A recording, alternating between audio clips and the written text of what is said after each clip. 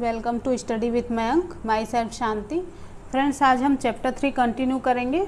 तो चलिए शुरू करते हैं। चैप्टर 3 था परमाणु एवं अणु। हमने इसमें 3.3 कंप्लीट किया था। आज हम 3.4 का फर्स्ट देखेंगे। ओके, तो सरल यौगिकों के सूत्र, मतलब हम जो यौगिक हैं जैसे कि H2O है ना, तो उसको सूत्र के द्वारा कैसे दर्शाया जाता है ये हम जानेंगे। ठीक है, तो यहाँ पर लिखा है दो भिन्न भिन्न तत्वों से निर्मित सरलतम यौगिकों को द्विअंगीय यौगिक कहते हैं। ठीक है, मतलब जिसमें दो तत्व होंगे। ठीक है, जैसे कि H2O में हाइड्रोजन और ऑक्सीजन है, तो इनको क्या कहा जाता है? इनको द्विअंगीय यौगिक कहते हैं। ओके, अब नेक्स्ट है आणविक यौगिकों के रासायनिक सूत्र लिखते समय हम पहले संघटक तत्वों के प्रतीक लिखकर उनकी संयोजकताएं लिखते हैं। ठीक है, हम आगे जब करेंगे तब आपको ये समझ में आएगा। तत्पश्चात संयोजित परमाणुओं की संयोजकता को क्रॉस करके अणु सूत्र लिखते हैं। चलिए देखते हैं एग्जाम्पल। तो आप देख रहे हो यहाँ पर ये क्या है? हाइड्रोजन क्लोराइड का सूत्र है। ठीक है, जिसको हम HCl लिखते हैं। अब इसको कैसे लिखेंगे? तो इसका तत्व प्रतीक क्या है? हाइड्रोजन का तत्व प्रतीक है H, क्लोराइड का है Cl। ठीक है, क्लोरीन का। तो इसको लिखने के लिए हम इसकी संयोजकताएं लिखते हैं। तो हाइड्रोजन की संयोजकता 1 है और क्लोरीन की भी संयोजकता 1 है, तो इसको क्या लिखा जाएगा? HCl। ठीक है, अब नेक्स्ट देखते हैं हाइड्रोजन सल्फाइड। आप देख रहे हो यहाँ पे H2S, हाइड्रोजन सल्फाइड को H2S लिखा जाता है। तो इसमें हाइड्रोजन की संयोजकता 2, सल्फर की संयोजकता 1। ठीक है, कार्बन टेट्राक्लोराइड, मतलब कार्बन और क्लोरीन से मिलकर बना हुआ है। कार्बन की संयोजकता 1, क्लोरीन की 4। ठीक है, मैग्नीशियम क्लोराइड MgCl2, मैग्नीशियम का 1 जो कि निगेटिव में है, मतलब ऋणात्मक है, इसमें ऋण आयन होते हैं। ठीक है, और क्लोरीन का 2, इसमें 2 धन आवेश होंगे। ठीक है, उसी तरह एल्यूमिनियम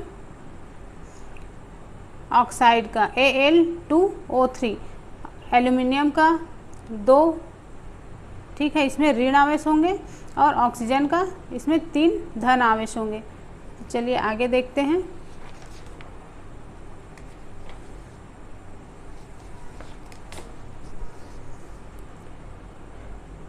कैल्शियम ऑक्साइड CaO, तो कैल्शियम का 2 ऋण आवेश, ऑक्सीजन का 2 धन आवेश। ठीक है, अब हम ये तो हो गए द्विअंगीय यौगिक। ठीक है, जिसमें कि क्या होते थे? 2 तत्व होते थे और इसके परमाणु क्या होते थे? 1 या 2 होते थे। जिसमें अब हम बहुपरमाणुक आयनों वाले यौगिक देखेंगे, जिसमें आयनों की संख्या क्या होती थी? क्या होगी? चलिए देखते हैं। सोडियम नाइट्रेट NaNO3, सोडियम की संयोजकता 1 और नाइट्रेट की NO3 की 1, वो भी धन आयन में। ठीक है, इसी तरह कैल्शियम हाइड्रोक्साइड आप देख रहे हो CaOH2, sodium carbonate Na2CO3, ammonium sulphate SO4। ठीक है, तो ये हो गए कुछ यौगिकों के सूत्र। अब कुछ क्वेश्चन देख लेते हैं। तो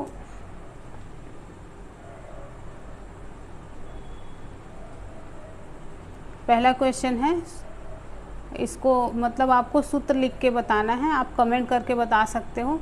sodium oxide, aluminium fluoride, sodium sulphide, magnesium hydroxide. ठीक है, इसको किस तरह से लिखा जाएगा आप बता सकते हैं कमेंट करके। ठीक है, और दूसरा क्वेश्चन है निम्न यौगिकों के नाम लिखिए। Al2SO4 3, इसको क्या बोलते हैं ये आप बताएंगे।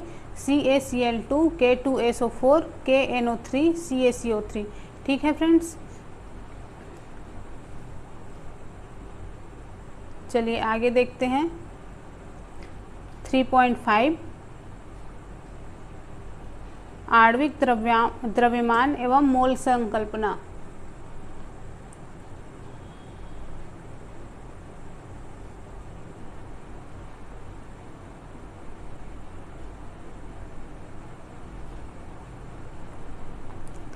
तो 3.5 का 1 है आणविक द्रव्यमान।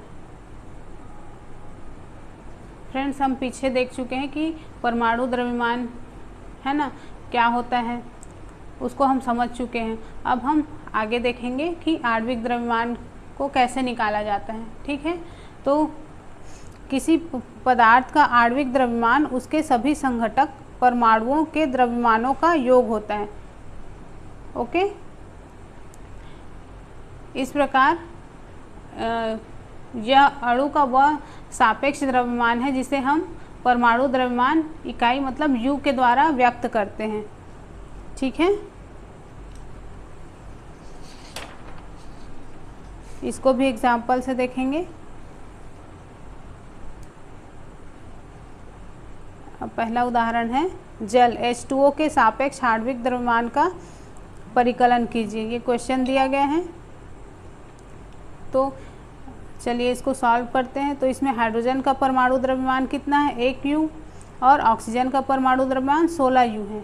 ठीक है, तो अतः इसमें जल 2 परमाणु हाइड्रोजन एवं 1 परमाणु ऑक्सीजन होते हैं का आणविक द्रव्यमान क्या होगा। तो यहाँ पर जो सूत्र दिया है उसे हम कैलकुलेट कर लेंगे। ठीक है, इस तरह से। तो ये कितना आएगा, कितना आया है 18.4।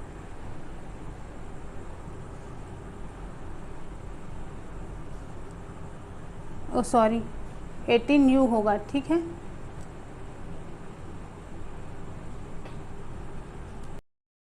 नेक्स्ट एग्जाम्पल है नाइट्रिक अम्ल HNO3 के आणविक द्रव्यमान का परिकलन करें।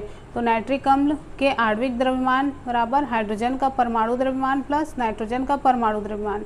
मतलब इस तरह से हम हाइड्रोजन का परमाणु द्रव्यमान कितना है 1 U, ऑक्सीजन का 16 U और नाइट्रोजन का परमाणु द्रव्यमान 14 U होता है। ठीक है, HNO3 का आणविक द्रव्यमान निकालने के लिए हम इस तरह से कैलकुलेट कर लेंगे, जो आएगा 63 U। ठीक है, तो फ्रेंड्स चैप्टर काफ़ी लंबे लंबे हैं और मेरा वीडियो भी काफ़ी बड़ा हो जा रहा है, तो इसलिए मैं आज थोड़ा जल्दी जल्दी करवाने की कोशिश कर रही हूँ। तो नेक्स्ट पॉइंट है हमारा 3.5 का 2 सूत्र इकाई द्रव्यमान। तो किसी पदार्थ का सूत्र इकाई द्रव्यमान उसके सभी संघटक परमाणुओं के परमाणु द्रव्यमानों का योग होता है।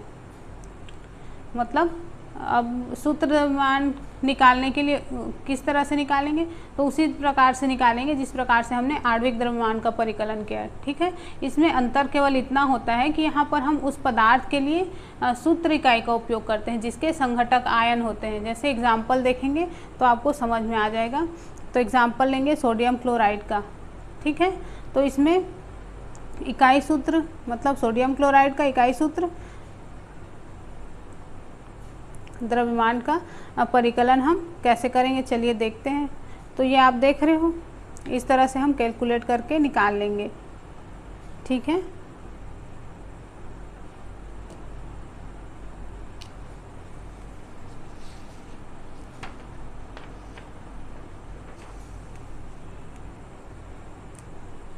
चलिए इसका एक एग्जाम्पल और देखते हैं। तो CaCl2 के सूत्र इकाई द्रव्यमान का परिकलन कीजिए। ठीक है, कैल्शियम क्लोराइड के।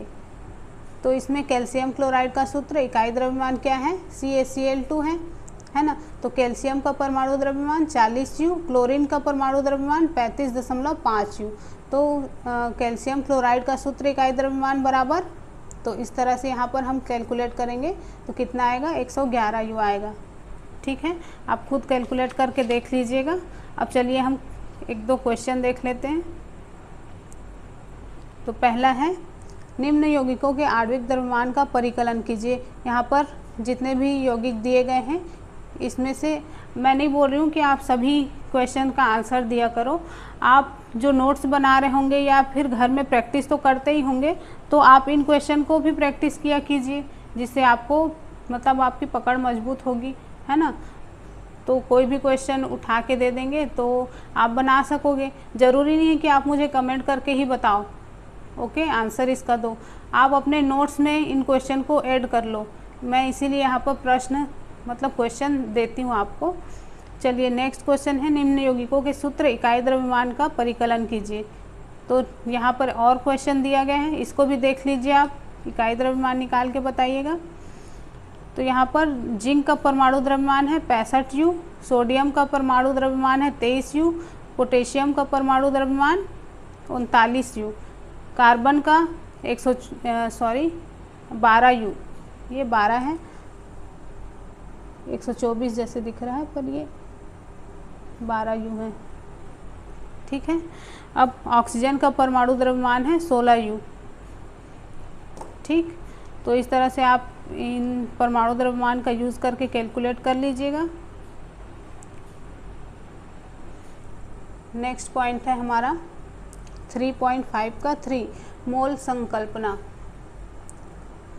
तो यहाँ पर हम हाइड्रोजन और ऑक्सीजन की किसी अभिक्रिया का उदाहरण लेंगे जिसमें जल निर्मित होता है, ठीक है।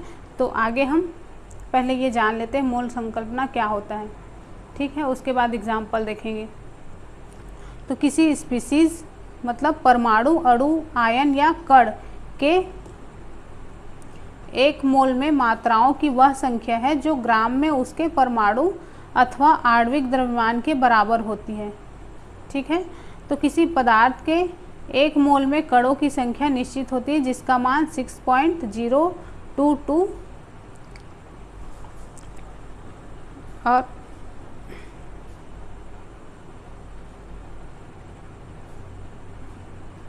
तो फ्रेंड्स ये 6.022 10⁻23 ये क्या कहलाता है, यही आवोगाद्रो संख्या कहलाता है, ठीक है।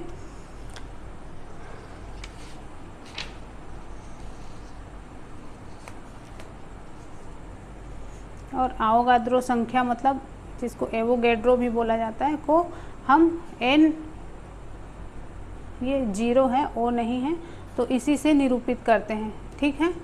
तो फ्रेंड्स हम मान लो हाइड्रोजन के 2 अणु ऑक्सीजन के 1 अणु के साथ अभिक्रिया करके जल के 2 अणु बनाते हैं, है ना। और हाइड्रोजन अणु के 4 यू ऑक्सीजन अणु के 32 यू के साथ संयोग करके 36 यू जल अणु बनाते हैं, ठीक है। तो जो हमने एग्जाम्पल मैंने अभी बताया आपको जल का, तो इससे यह निष्कर्ष हम निकाल सकते हैं कि किसी भी पदार्थ की मात्रा उसके द्रव्यमान से या उसके परमाणुओं की संख्या से हमको अभिलक्षित होती है, मतलब जिससे परमाणुओं की संख्या से हम उसके द्रव्यमान को ज्ञात कर सकते हैं, ठीक है। पर एक रासायनिक अभिक्रिया समीकरण से अभिक्रिया में भाग लेने वाले परमाणुओं या अणुओं की संख्याएं सीधे प्राप्त हो जाती हैं, इसलिए पदार्थों की मात्राओं का ज्ञान उनके द्रव्यमान के आधार की अपेक्षा उनके अणुओं या परमाणुओं की संख्या के आधार पर प्राप्त करना बहुत अधिक सुविधाजनक होता है, ठीक है। इसलिए एक नई इकाई मोल प्रस्तावित की गई, ओके। तो जो मैंने बताया आपको मोल संकल्पना मतलब मोल की परिभाषा की किसी स्पीसीज परमाणु, अणु, आयन या कण के 1 मोल में मात्राओं की वह संख्या जो ग्राम में उसके परमाणु अथवा आणविक द्रव्यमान के बराबर होती है, ठीक है, क्या कहलाती है, मोल कहलाती है, ओके। तो किसी पदार्थ के 1 मोल में कण मतलब परमाणु, अणु या आयन उसकी संख्या निश्चित होती है जिसका मान कितना होता है 6.022 10⁻23 होता है, ठीक है। और ये मान प्रायोगिक विधि से प्राप्त किया गया, इसको आवोगाद्रो स्थिरांक या आवोगाद्रो संख्या कहते हैं, जिसको किससे निरूपित किया जाता है, तो n और ये छोटा सा 0 लगा हुआ होता है उसमें, ठीक है। और ये नाम कैसे पड़ा, तो ये एक इतालवी वैज्ञानिक थे एमिडियो आवोगाद्रो, ठीक है, उन्हीं के सम्मान में ये नाम रखा गया है, ठीक है। तो 1 मोल किसी पदार्थ का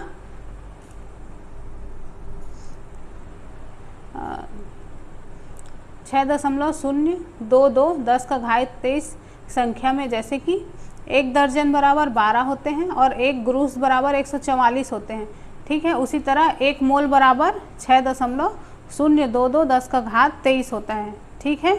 तो किसी तत्व के परमाणुओं के 1 मोल का द्रव्यमान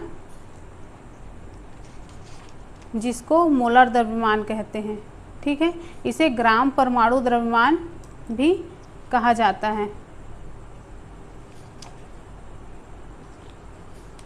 तो इसका एग्जाम्पल था हाइड्रोजन परमाणु का द्रव्यमान 1 म्यू होता है और हाइड्रोजन का ग्राम परमाणु द्रव्यमान 1 ग्राम होगा।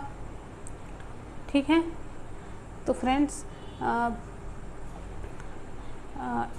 मोल एक संख्या से संबंधित है, पर दर्जन या ग्रूस की तुलना में इसका और लाभ है, वह यह है कि किसी विशिष्ट पदार्थ के 1 मोल में द्रव्यमान निश्चित होता है।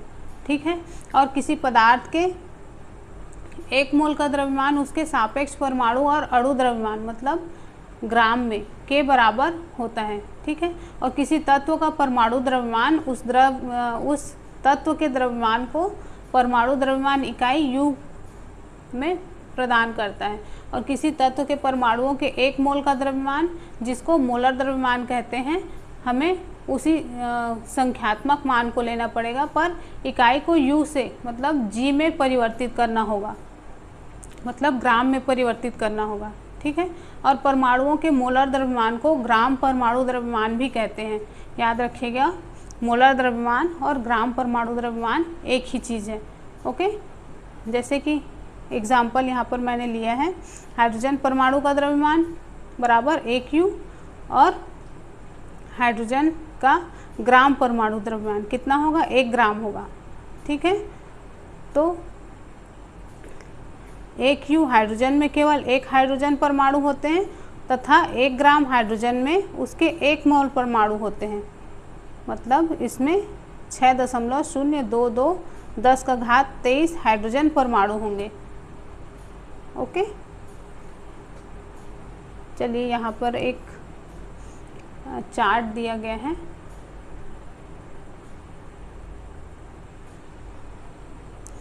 एक और एग्जांपल मैं ऐसे ही आपको बता देती हूँ। 16 यू ऑक्सीजन में केवल 1 ऑक्सीजन परमाणु होता है, मतलब 16 ग्राम ऑक्सीजन में उसके 1 मोल परमाणु होंगे, मतलब उसमें 6.022 10⁻23 ऑक्सीजन के परमाणु होंगे। ठीक है, और किसी अणु के 1 ग्राम अणु द्रव्यमान या मोलर द्रव्यमान को प्राप्त करने के लिए हम उसके संख्यात्मक मान जो उसके अणु द्रव्यमान के बराबर होता है को उसी तरह से रखते हैं, पर हमें इकाई को यू से ग्राम में परिवर्तित करना होता है। ठीक है, और एक और एग्जांपल देख लेते हैं। जैसे कि हम पहले ही जल के अणु द्रव्यमान का परिकलन कर चुके हैं, जिसका मान 18 यू होता है, और यहाँ से हमें यह प्राप्त होता है कि 18 यू जल में जल का केवल 1 अणु होता है ना, और 1 ग्राम जल में जल के 1 मोल अणु होते हैं, मतलब उसमें 6.022 गुणित 10⁻23 जल के अणु होंगे।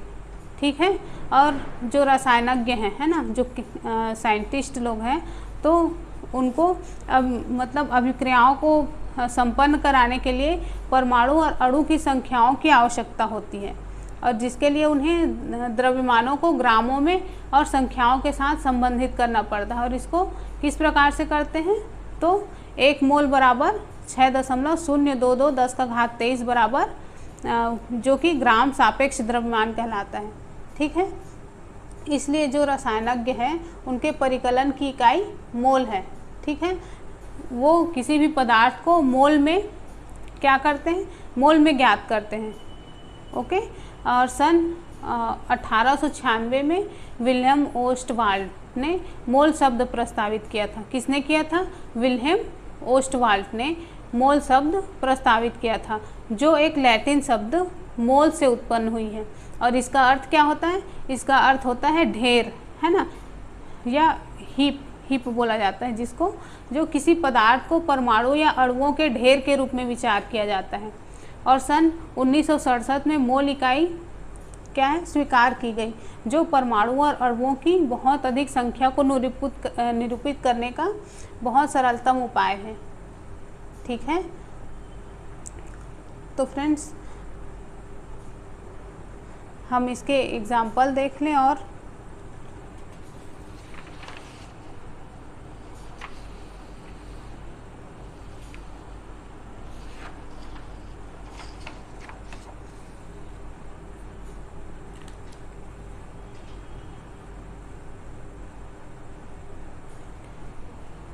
मोल की मुझे लगता है यहाँ पर कोई पेज मिसिंग है, मुझे देखना पड़ेगा। बस यही लास्ट है। कार्बन, यहाँ पर हम ये चार्ट देख लेते हैं। कार्बन परमाणुओं का 1 मोल बराबर कितना होगा? 6.022 10 का घात 23 कार्बन के परमाणु। तो इसमें कितने ग्राम कार्बन होंगे? 12 ग्राम कार्बन। इसी तरह हाइड्रोजन परमाणुओं का 1 मोल 1 ग्राम हाइड्रोजन के परमाणु होंगे। तो इसको कितना होगा? तो 6.022 10 का घात 23 हाइड्रोजन के परमाणु होंगे। इसी प्रकार किसी भी कण, परमाणु, अणु अथवा आयन का 1 मोल 6.022 10 का घात 23 उस कण की संख्या और उन कणों का सापेक्ष द्रव्यमान ग्राम में। ठीक है, अणुओं का 1 मोल 6.022 10 का घात 23 अणुओं की संख्या और आणविक द्रव्यमान किसमें? ग्राम में। ठीक है, तो ये क्या था? मोल, आवोगाद्रो संख्या और द्रव्यमान के बीच संबंध, तो उसी का ये चार्ट था। तो फ्रेंड्स, यहाँ पर हमारा ये चैप्टर ख़त्म हो गया।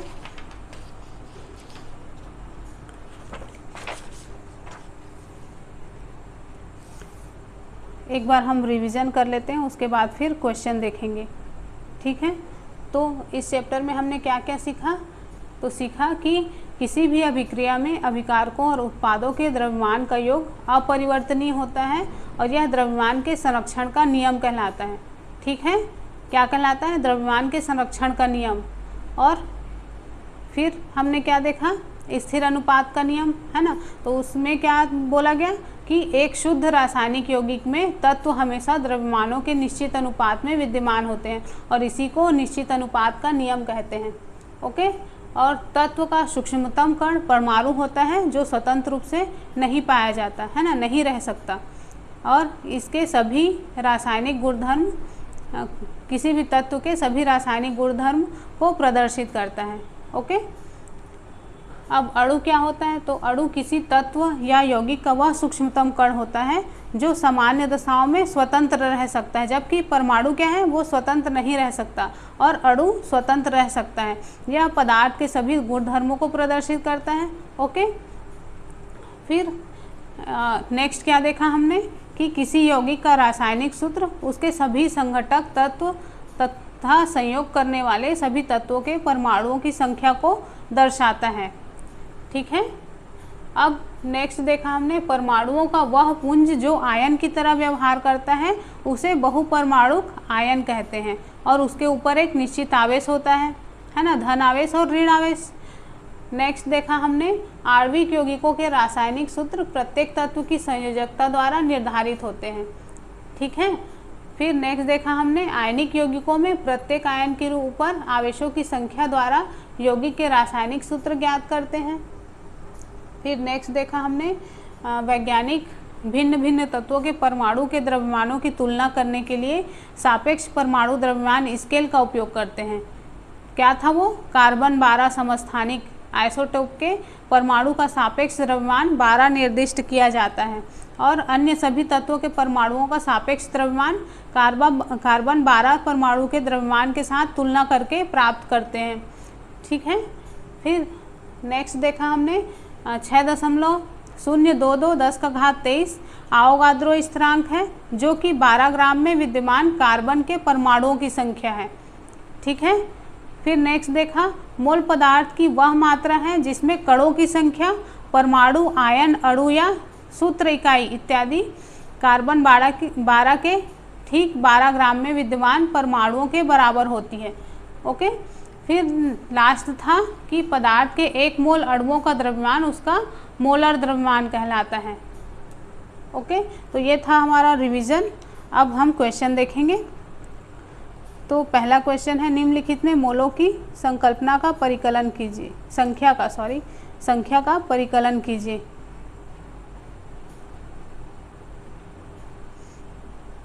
तो 52 ग्राम हीलियम द्रव्यमान से मोल प्राप्त कीजिए, 12 प्राप्त कीजिए। ठीक है, तो फ्रेंड्स ये आप देख लीजिए, मोल की संख्या n, दिया गया द्रव्यमान m, मोलर द्रव्यमान कैपिटल M, दिए गए कणों की संख्या कैपिटल N और कणों की अवोगाद्रो संख्या N0। ठीक है, तो यहाँ पर हीलियम परमाणु का द्रव्यमान बराबर 44 और 4U, यहाँ पर मैं U बनाती हूँ, वो 4 जैसे लगता है आपको, ये U है। ठीक है, 4U। और हीलियम का मोलर द्रव्यमान कितना है? 4 ग्राम। तो मोलों की संख्या क्या होगी? तो दिया गया द्रव्यमान बटे मोलर द्रव्यमान। ठीक है, तो यहाँ N बराबर M बटे M, यहाँ से आप देख लीजिएगा ये M क्या है, M और कैपिटल M और स्मॉल m क्या है, N क्या है। तो इस तरह से यहाँ पर हम कैलकुलेट करेंगे तो यहाँ पर 13 आएगा। ठीक है, नेक्स्ट क्वेश्चन है, हम जानते हैं कि 1 मोल बराबर 6.22 10⁻23। तो मोलों की संख्या बराबर दिए गए कणों की संख्या बटे अवोगाद्रो संख्या। तो इस तरह से हम इसको भी कैलकुलेट कर लेंगे तो कितना आएगा? 2 आएगा। ठीक है फ्रेंड्स, तो यहाँ पर हमारा ये चैप्टर ख़त्म हो गया। अब कल से हम चैप्टर 4 शुरू करेंगे। तो मिलते हैं नेक्स्ट वीडियो में। Bye bye.